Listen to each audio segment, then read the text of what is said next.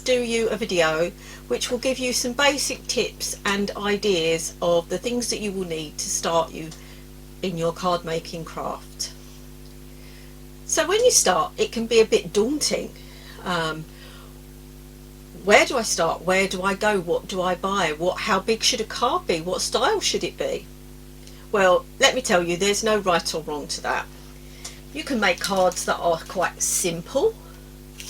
You can make cards that are quite elegant and fussy, a little bit quirky, quite plain and simple. Or you can choose to make cards that are a little bit different. Whatever you decide to do is the right way. It's what appeals to you that matters.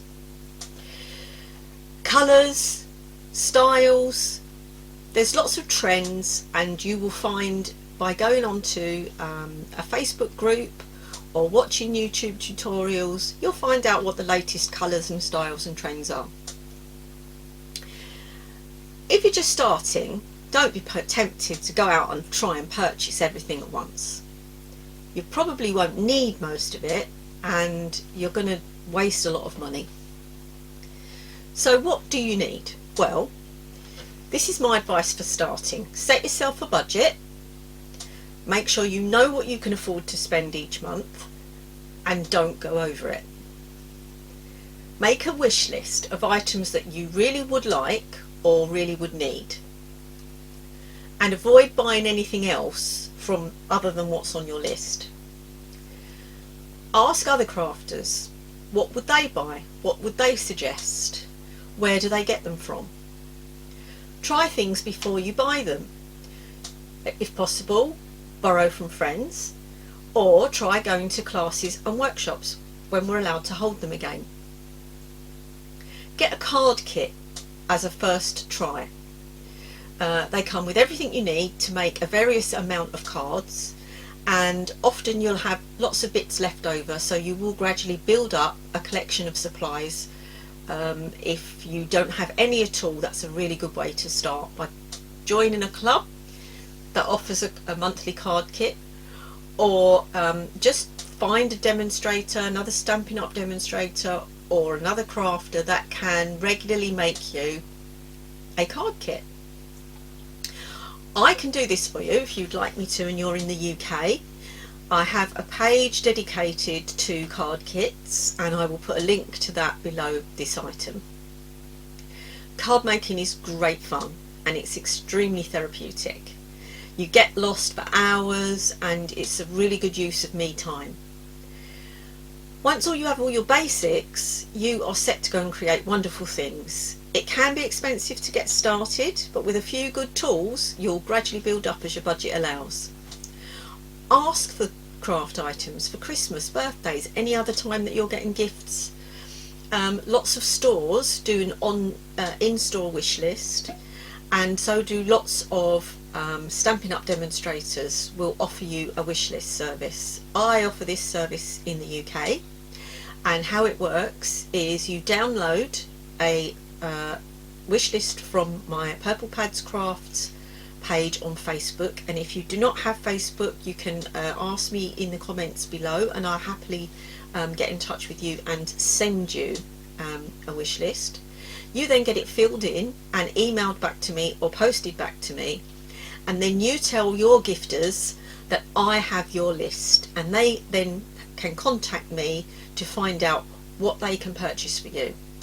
If you're local to me, I'll even offer a gift wrapping service, and then it can be all gift wrap when it's dropped off, because I also offer free local delivery. If you're not local to me, as long as you've paid the extra £5 postal charge, I can order the items to be sent to wherever your gifter wants them sent. You're probably wondering, so where should I go and get my supplies from? Well, there are many good craft shops and online stores that are dedicated to just craft quality products. If you know other crafters, ask them where do they get their things from. And if you are on Facebook, there are lots and lots of card making and crafting sites for you to follow. I would suggest joining only a couple to start with, so that the advice and suggestions and other cards that you see doesn't become overwhelming. I will put everything you need to know about my personal page with Stampin' Up and my personal Facebook groups in the links below. Most craft stores you will also get find out information on local classes that they run, or local workshops that are held by local crafters if the shops do not offer this service. There is another good way to find out about classes and workshops, and that is if you find a Stampin' Up demonstrator in your area. There's an easy way to do this. You go to www.stampinup.com, click on your country, and then click in Find a Demonstrator Near Me, and that will bring you up a whole selection of demonstrators to choose from. You can then contact them and you can find out if they offer craft classes and workshops in your area. Magazines are a great way to get started with ideas if you're short of knowing what to do, and they're filled with lots of different pictures but mostly adverts. So don't be tempted to buy every single magazine you see, because they're all going to be having the same adverts in, and you're actually going to be spending quite a lot of money on a magazine that you could be spending on some nice quality craft items. So it's very tempting when they're all offering free papers, free stamps, free dies, but please remember they are only free because they are made of cheaper quality goods than you would buy. If they are a clear stamp, they are probably made from acrylic rather than photopolymer, which means that the image you get will be compromised and they won't last as well as your photopolymer stamps will. So remember, when you're buying it, you don't get anything for free. You will be paying, and you can pay upwards of £20 for some of these magazines that give you all these extra bits, but the quality that you get will probably be compromised. So just think first, do I really want that catalogue, that magazine? Is there lots of things in it that I'm interested in, or just one thing? In which case, should I, rather than spend that on the magazine, shall I spend it on some nice a stamp, or some inks, or some nice papers? Use your money wisely. Craft fairs, when we're allowed to hold them again, are a great place to go for supplies if you can get to one near you. They're usually held a couple of times a year up and down the country, and it's usually sold to you straight from the actual supplier. They all have their own stalls, and you can get cheaper items from them than you can actually buy from their shop, usually, not always, but usually. And sometimes you get some really good deals at a craft fair, and it's a great day out. So if you get a craft fair near you, you know, that's a nice way to go and see what's out there and see what you can buy. But be prepared, take a trolley and take lots of money. I hope this has helped a little bit with what you should have and what you shouldn't have to start with. I've tried to keep it really brief. If you have any questions, please put them in the comments below, or you can email me at wpurplepad@yahoo.com, and I will get back to you and try and help you with any queries you might have. I will talk to you another day more about Stampin' Up and who they are and what they do.